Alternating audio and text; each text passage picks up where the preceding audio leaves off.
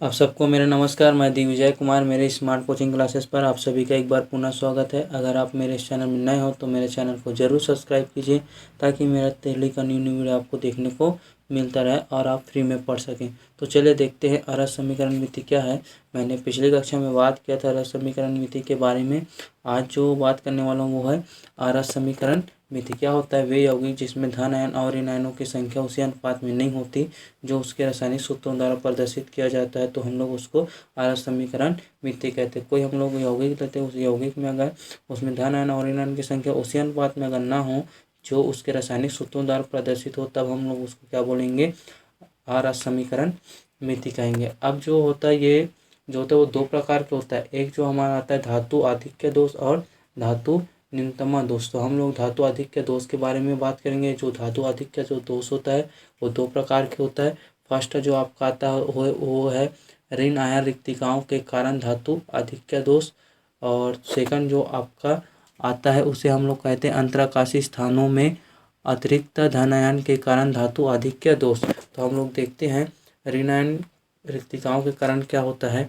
हम लोग इस प्रकार के जो दोष होते हैं उसमें आयन के हट जाने से क्या हो जाता है, इस पर धन आयन की जो है सांद्रता है उसमें वृद्धि हो जाती है। वे इलेक्ट्रॉन जो पूर्व में किससे वो जो होता है वो उससे जुड़ा होता है, जो धन आयन से जुड़ा होता है उसकी जो सांद्रता में वृद्धि हो जाती है। ये इलेक्ट्रॉन जो पूर्व में ऋण आयन के साथ चालक पर बंधे होते हैं उस निकाय की विद्युत उदासीनता बनी रहती है। ऋण आयन के हट जाने से वहाँ पर एक इलेक्ट्रॉन बचा रहता है। इस इलेक्ट्रॉन को हम लोग एफ केंद्र के नाम से जानते हैं। एफ केंद्र होता है वो उसको रंग को प्रदर्शित करता है। अब जो आपका आगे आपका आता है ऋण आयन के आगे है वो है हमारा, यहाँ पर वही चीज़ लिखा हूँ। इस प्रकार के दोष में आयन के हट जाने से उसकी सांद्रता बढ़ जाती है। वे इलेक्ट्रॉन जो पूर्व में ऋण आयन के साथ जालक में बंधे रहते हैं जिससे निकाय की विद्युत उदासीनता बनी रहती है। ऋण आयन रिक्तिकाओं में बंधे इलेक्ट्रॉन को हम लोग क्या बोलते हैं?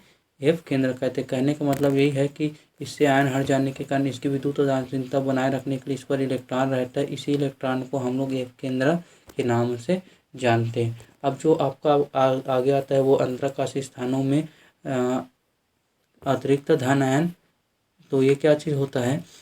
तो हम लोग देखते हैं इस दोष में अंतराकाशी स्थान एक अतिरिक्त धनात्मक आयन उपस्थित होता है जिससे निकाय की उदासीनता बना रहता है। इस प्रकार के दोष ऐसे अन्य क्रिस्टलों में पाई जाती है जहाँ फ्रिंकल दोष पाए जाने की संभावना होती है। तो इस प्रकार के जो दोष होता है उसमें हमारा पूरा जो धन आयन और ऋण आयन होता है उसके अतिरिक्त एक और धन आयन होता है। तो हम लोग इस प्रकार के जो दोष होता है उसको हम लोग बोलते हैं अंतराकाशी स्थानों में अतिरिक्त धन आयन की संभावना। हमने पिछले क्लास में बात किया था फ्रिंकल दोष, सेम फ्रिंकल दोष की जैसा इसमें एक अतिरिक्त इलेक्ट्रॉन और अतिरिक्त धन आयन उपस्थित होता है। अब जो आपका आता है वो है धातु आधिक्य दोष, इम्प्योरिटी डिफेक्ट। ये क्या चीज़ होता है? तो ये दोष जो जालक में अशुद्धियों परमाणु के उपस्थिति के कारण उत्पन्न होता है। ये जो दोष होता है वो मुख्यतः दो प्रकार के होता है। पहला जो आपका आता है वो उदासीन परमाणुओं की अशुद्धियाँ, इम्प्योरिटी ऑफ नेचुरल एटॉमिक। तो ये क्या होता है? सिलिकॉन और जर्मेनियम 14 समूह के जो तत्व होते हैं उनकी संयोजकता 4 होती है। इन्हें अशुद्ध रूप में 13 समूह के तत्व और 15 समूह के तत्वों को मिलाने पर प्राप्त होता है। मतलब इसमें कहने का मतलब यही है कि इस प्रकार के जो हम लोग को दोष प्राप्त होगा वो सिलिकॉन 14 जो समूह के तत्व है उस पर हम लोग को 13 और 15 को मिलाए तो इस प्रकार के हम लोग को दोष प्राप्त होगा। पहला जो आपका दोष होगा, ये दो प्रकार के होते हैं, इसमें दो प्रकार के अर्धचालक प्राप्त होते हैं। पहला जो होता है वो एन टाइप के। एन टाइप के क्या होगा? यदि सिलिकॉन और जर्मेनियम ये जो 14 समूह के तत्व होते हैं वो 15 समूह के तत्वों के अशुद्धियाँ मिलाने पर यह परमाणु क्रिस्टल जालक में प्रविष्ट करता है और इनकी संयोजकता में उपस्थित पांचों में से चारों ओर से उपस्थित रहता है। अशुद्ध परमाणु में इलेक्ट्रॉन की सहसंयोजी बंध बना लेता है तथा एक अतिरिक्त इलेक्ट्रॉन बचता है जो उच्च ऊर्जा स्तर में चला जाता है। इस अतिरिक्त इलेक्ट्रॉन के कारण जर्मेनियम आर्सेनिक या सिलिकॉन आर्सेनिक जैसे विद्युत चालकता बढ़ जाती है। इसे एन टाइप के अर्धचालक कहते हैं। कहने का मतलब ये है कि हम लोग क्या लेते हैं, यहाँ पर आर्सेनिक लेते हैं। आर्सेनिक में जब 5 रहता है तो 4 तरह से संयोजकता बना लेता है। हमारे पास एक इलेक्ट्रॉन बच जाता है। ये इलेक्ट्रॉन उच्च ऊर्जा स्तर में चला जाता है और इसको होल या छिद्र बनाता है जिससे इसकी चालकता बढ़ जाती है। इसको हम लोग कहते हैं एन टाइप के अर्धचालक। अब पी टाइप के अर्धचालक किसको बोलेंगे?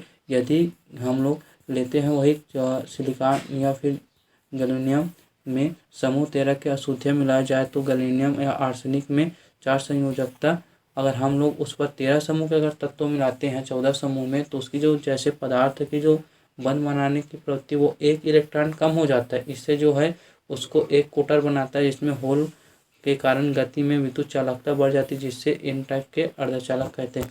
यहाँ जो है चारों, इसके पास कोई और इलेक्ट्रॉन नहीं बचता, चारों संयोजकता बढ़ जाता है, जिससे इसकी जो चालकता होती है वो बढ़ जाती है।